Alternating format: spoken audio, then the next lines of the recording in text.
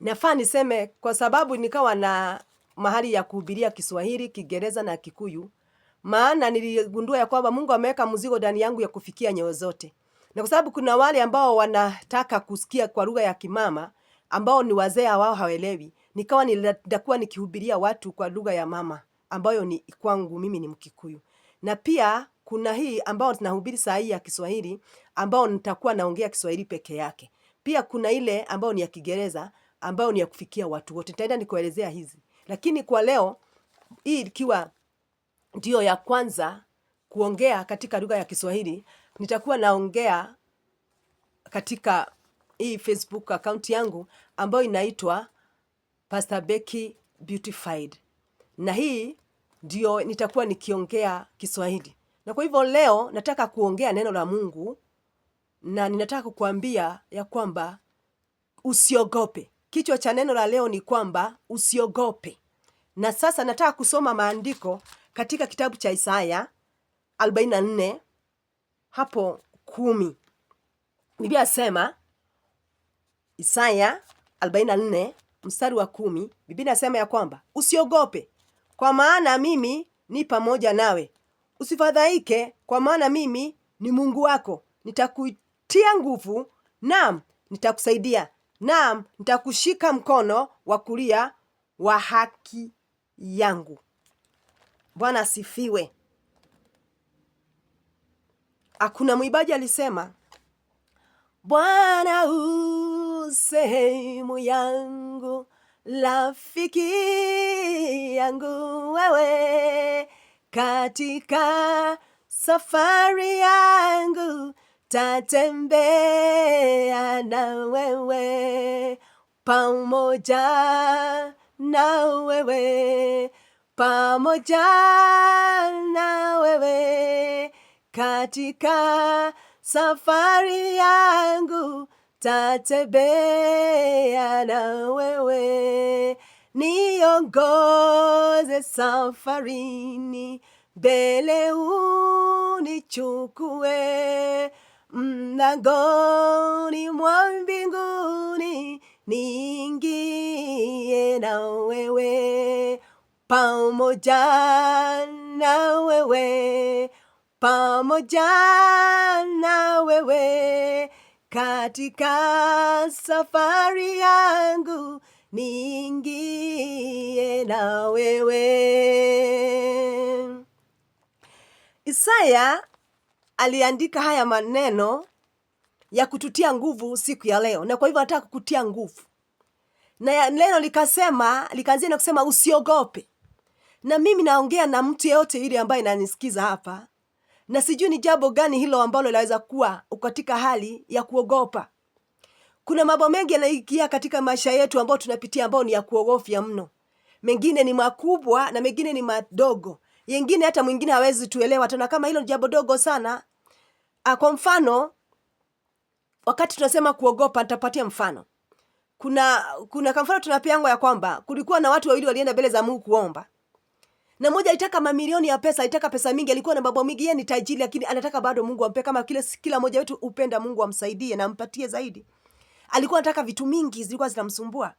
Na kuna huyo mtu ambaye hata hakuwa na chakula, na yeye alikuwa anataka tu pesa kidogo, 1,000 peke yake, na huyo anataka mamilioni. Na walipoenda mbele za Mungu kuomba, ni kama walikuwa naomba na kwa sauti. Na kwa hivyo huyu tajiri alisikia huyu akiomba Mungu ampatie 1,000. Na yeye kashindwa, hii ni kitu dogo aje unaomba? Hii ni kitu ambacho mimi na mwenyewe naweza pewa wewe. Na kwa hivyo alimwendea akamwambia, wewe bona unasumbua Mungu kwa kitu kidogo, shika ile 1,000 nenda zako. Yaani kwangu ninaona ni Mungu alitumia ile mtu, kwa hiyo mapato yake alikuwa anataka kidogo huyo mtu. Mungu alifungua njia kupitia ile maombi, Mungu akajibu maombi yale pale pale. Kwa hivyo nataka kusema nini? Yule alitaka kuomba Mungu kwa vitu kubwa mpaka akadharau zile dogo za huyu, lakini yakifikia ni kudharau kubwa, ni Mungu anajibu ombi la huyu, likawa ameomba pale na Mungu akamjibu papo hapo. Na yeye pia yule alitaka mengi, na kwa sababu alitimiza kupeana, naamini ya kwamba hata Mungu alizidi kumpatia. Kwa hivyo nataka kusema nini? Tunaogopanga wakati tuko na mambo mengi madogo na makubwa yanatufanya tuogope. Kuna shida za tofauti ambazo zinaweza kufanya tuogope. Kuna kitu ambacho mimi siwezi ogopa, wewe unaweza ogopa, ama wewe usiogope, ama wewe uogope mimi nisiogope. Katika hayo yote Isaya anatuambia tusiogope. Na anatuambia tusiogope kwa nini? Ni kwa maana Mungu ako na sisi. Sio kwa sababu mambo yatakuja mazito. Yes, kweli yatakuja mazito. Yatatokuja yametuzingira mazito. Yanatufanya tusiwe hatuna nguvu tena ya kuendelea. Yanafanya tusikie kama tutajificha. Yanatufanya tufanye hata tutaki kuona watu tena. Hayo mambo mazito ambayo tunapitia hata saa hii unaponisikiza. Hayo mambo mapito mazito ambayo unapitia. Nimekuja kuambia ya kwamba Isaya anatukumbusha, ikiwa neno la Mungu linatunenea siku ya leo, ya kwamba tusiogope. Sio ati tutaogopa, tutaogopa ni ukweli, lakini anatuambia hiyo kuogopa kwetu ambao umeshaingia ndani yetu. Wacha tuseme ukweli. Mambo yakija katika mwili wa binadamu na shida zikikuja, sisi usikia hatuna nguvu, tunaogopa, tunashindwa tutafanya nini. Hiyo kuogopa sasa ndio tunaambiwa tusiogope. Kwa nini? Sasa anataka kutuambia hii mambo uko nayo, anataka kumaanisha kwamba hiyo mambo ambayo inakusumbua inafanya uogope. Ndani unaogopa. Najua unaogopa. Mungu anasema tusiogope maana Mungu ako na sisi. Usiogope kwa maana mimi niko pamoja nawe. Mungu ako pamoja na sisi. Na najua kwa nini hilo jambo tunapitia unalipitia. Analiona lile jambo na ako na nguvu zaidi aliyoshinda ulio nayo. Mungu ana uwezo wa kuchukua hilo jambo na aweza kulitatua. Pale wewe huwezi, Mungu anaweza. Na kwa hivyo siku ya leo Mungu atawambia tusiogope maana yuko nasi. Mwenye uwezo wote, mwenye nguvu na mamlaka ni Mungu. Mwenye kutatua shida zetu zote ni Mungu. Na natuambia siku ya leo tusiogope kwa sababu yuko pamoja na sisi. Sio tusiogope sababu mambo hayapo, yapo mazito. Lakini tusiogope maana hayo mambo yeye Mungu ana uwezo wa kuyatatua. Sasa na natuambia kwamba tusifadhaike. Tusife moyo. Tusifike mwisho mpaka tusahau kunaye Mungu. Tusifike mwisho wetu mpaka tusikie afadhali kufa. Tusifike mwisho, tuamini ya kwamba Mungu ako na uwezo. Kwa sababu yeye ni Mungu mwenye uwezo ambaye anaweza kutendea mambo yote. Yeye ni Mungu wetu. Biblia inasema ya kwamba tusiogope maana mimi ni Mungu wako. Mungu aliyekuumba. Mungu ambaye anakujua, anakuelewa, anakujua kwa jina lako. Anaona kila kitu ambao unapitia. Mungu wako ambaye anaweza kukutatulia shinda, anakuambia usiogope. Yaani inamaanisha hiyo mambo inakusumbua, umkabidhi yote. Umwachilie yote. Tuzambu yeye anaweza. Na kwa hivyo siku ya leo nakwambia, sijui ni jambo gani ambalo ulipitia siku ya leo. Sijui ni mambo gani yamekusunguka. Lakini nataka kuambia kwamba hilo jambo linakusumbua, amini pamoja na mimi ya kwamba Mungu ako na uwezo wa kulitatua. Maana yako na nguvu na mamlaka. Anakuambia nitakutia nguvu. Ni ukweli sababu ya kuogopa ya mambo umepitia. Unasikia huna furaha, huna amani. Hata hutaki kwenda katika mchanganyiko wa watu. Unataka kuwa kipweke. Lakini Mungu anasema atakutia nguvu. Pengine wewe ni mgonjwa na huna nguvu katika mwili wako. Mungu anakuaminia kwamba yeye ako na uwezo wa kupatia nguvu viungo vyako vya mwili. Na nikaomba leo Mungu akakupatie nguvu katika viungo vyako katika jina la Yesu Kristo. Wewe ulio chini sana ambao huna furaha, Mungu akakupa nguvu ya kuwa na furaha. Wewe ambao hauna uwezo wa mapato, Mungu akakupatia nguvu ya mapato, akakupatia mapato na hata akakupatia nguvu ya kujua ni jambo gani utaweza fanya alikupatie mapato. Yaani mambo ni mengi ambayo tunapitia wakati huu. Huna nguvu sababu mtoto wako amekufuja moyo kwa sababu ya vitendo anavyotenda. Na kuambia Mungu atakutia nguvu, umpende ile mtoto akiwa vile na umpatie mashauri yanayowezekana na usichoke kumpa mashauri. Hebu tusichoke kupatia watoto wetu wamefanya mambo ambayo yanatatisha, yanafanya tuone aibu, lakini nakwambia kwamba Mungu atakupa nguvu ya kupenda mtoto yule hata kama ako vile na kumwonyesha upendo na kumshauri anapohitaji kushauriwa ndipo aweze kukaa na jinsi anavyofaa. Mungu atakupa nguvu ya kumuombea ile mtoto kwa sababu Mungu ni mwaminifu. Mungu atakupatia nguvu ya kuweza kupata mapato ndio mahitaji ya wale watoto tuweze kuwapatia. Maana Mungu ni mwaminifu. Na kwa hivyo Mungu anasema ya kwamba atatutia nguvu. Yeye ndiye mwenye nguvu zote. Yeye ndiye muwezo. Yeye ndiye mamlaka. Yeye ndiye kufungua milango. Mungu atafungua milango. Alete nguvu zake. Atafungua dirisha. Alete nguvu zake. Ndio tuweze kuendelea. Anasema nitakutia nguvu, nitakusaidia. Watu wanaweza kuwa wameshindwa kukusaidia. Waweza kuwa umeshindwa kujisaidia. Lakini Mungu anakuambia atakusaidia. Mungu ambaye ni mwaminifu ako na uwezo wa kusaidia. Yeye ako na uwezo wa kusaidia hilo jambo ambalo la kusumbua. Na kwa hivyo acha kuogopa tena. Ukuogopa kutafanya ugonjeke. Kuna maradhi inabatana na wakati umeogopa sana. Kuogopa itafanya tushindwe hata na kukula na kunywa. Kwa hivyo itafanya tukose raha, lakini Mungu anatuambia tusiogope. Maana yuko nasi, maana atatupa nguvu, maana atatusaidia, ataituinua pale tulipo chini, atafungua milango kule imefungiwa. Maana yeye ni mwaminifu. Atapambana na ambaye ni kinyume na mpango wa Mungu. Kule tumefungwa na watu, Mungu atakuja na afungue. Kule tumefungwa na pepo, Mungu atakuja na afungue. Maana kuna mahali tunafungwa na mtu na nguvu zingine za anga zinakuja zinafunga. Mungu anasema atatusaidia kupenya kwenye hatujai penya. Kwa tutaogopa, tutapenya, tutafikisha ndoto zetu na ono zetu. Hatutaogopa, tutaendelea na safari. Hata kama mambo yanakaa ni magumu mno, hatutaogopa maana Mungu yuko nasi. Mungu anatuambia kwamba atatushika mkono. Kwa hivyo ni kumaanisha tumkaribie yeye, hata kama tunasikia tuko chini, tukaribie penye yeye yuko, tumuombe na tuamini neno lake na tumwamini yeye na tumwaminie mambo yetu, atushike mkono, atuongoze, atatupa muongozo mzuri. Na Mungu akitushika mkono, atatupatanya tupitie mambo ambayo yatafanya tufaulu.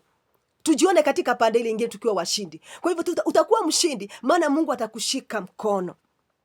Maana Mungu atatembea na wewe. Na kwa hivyo utashinda vita. Haijalishi ni shinda ya aina gani imekukuba, imekukamata, imekulalia. Ya kwamba ni kwamba aliyekuumba, aliye na nguvu zote atakupa nguvu. Anatuambia tusiogope, atatushika mkono. Na siku ya leo nataka kusema ya kwamba kama vile maandiko inatuambia siku ya leo, naomba Mungu akatupa nguvu ya ushindi. Naomba Mungu akatupigania vita zetu. Naomba Mungu akatushike mkono, atembee nasi. Atakushika mkono kwa sababu umekaa kama yeye. Ni vizuri kujua kukaribia Mungu. Karibia Mungu, kaa katika njia za kweli, za utakatifu. Kaa katika hali ya maombi, ndio mkaribie Mungu. Katika ukiomba unakanijia moja ya kukaribia Mungu. Jua neno, nasoma neno, natenda neno, na nena neno, ndio hiyo ni njia moja ya kukaribia Mungu. Ndio akushike mkono. Usikae mbali na Mungu, karibia Mungu ndio akushike mkono. Ukaa mbali atakushika aje? Karibia Mungu kupitia kuamini, maana kuamini kwako kutakufungulia njia. Na wakati mwingine nitaongea kuhusu mama aliyekaribia Mungu na baba yake ikabadilika. Lakini nitaongea wakati mwingine. Funzo hilo lingine ambalo nitakuja, nitaongea kuhusu mama aliyekaribia Mungu, hakuogopa na yale alipoona. Alijua Mungu akamkaribia na mambo yake ikabadilika. Sitamunena saa hii, ndio uache ukitaka kujua ni nani huyo hasa ninaongea kuhusu. Lakini jambo la muhimu leo ni kujua kwamba ukaribie Mungu na ukae na utakatifu na ukweli. Umwambie nioshe kupitia kwa damu ya mwana wako Yesu Kristo. Nimekuwa mbali, nimeteswa na shetani, nikawa huko ni kuogopa, huko ni mateso, lakini sasa nimeteseka ya kutosha. Nataka kukaribia wewe, nioshe. Ukiniosha ndio utaweza kunishika mkono, utanivalisha vizuri, ndio nikafae kama wewe, utanitavalisha utukufu, usafi, uweze kunishika mkono, tutembee na wewe tukiwa marafiki. Na Mungu akitembea na wewe atakupatia kila kitu unapotaka. Kushika mkono, mnaenda pamoja. Kwa hivyo unachotaka Mungu atakupatia. Ukiwa pale hakuna kitu mtu ambaye ataweza kucheza na wewe. Unaisha mtoto wakati ameshikwa mkono baba yake, anajua nimefika na hakuna mtu anaweza nichezea mimi nikiwa na babangu. Hivyo ndivyo Mungu akushika mkono, tembea na wewe. Hakuna jambo ambalo litakuwa ngumu. Hutaogopa tena maana uko utakuwa umezingirwa na wema wa Mungu. Mungu atakuwa ambaye amekusungua kila upande. Nguvu zake zimekusunguka kila upande. Hata mapepo hayatakupata maana Mungu amekushika mkono. Ni ombi langu siku ya leo ya kwamba usiogope, ukaribie Mungu. Waambie Mungu, nioshe kwenye nimeenda mbali na wewe. Nioshe kupitia kwa damu ya mwana wako Yesu. Nikubali Baba. Pia nishike mkono na unipe nguvu zako za kuweza kuendelea kukaribia. Na sasa Baba, ukinishika mkono najua utanipatia chochote kile ninachotaka. Na utatembea pamoja nami na utanionesha mambo makubwa na mambo mazuri. Mungu akikushika mkono atakufungua mpaka macho, akuonyeshe baraka zako ziliko wapi. Na kwa hivyo usiogope.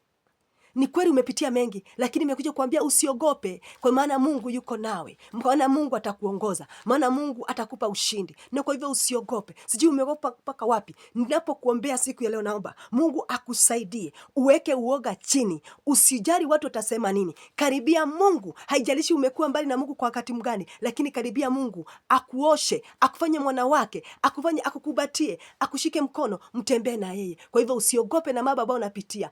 Furahia, maana Mungu anakukaribisha na kuambia atakushika mkono, atakupa nguvu, atatembea pamoja na wewe na atakupa tabasamu. Si Mungu atubariki na tutendee mema katika jina la Baba na Mwana. Naomba Mungu akutendee mema na akufungulie njia, akufungulie milango ambayo itafanya usiogope tena. Pale umeogopa, Mungu aondoe hofu, aweke furaha katika jina la Baba na la Mwana na Mtakatifu. Naomba hili neno likawa na nguvu katika maisha yako. Amina, amina.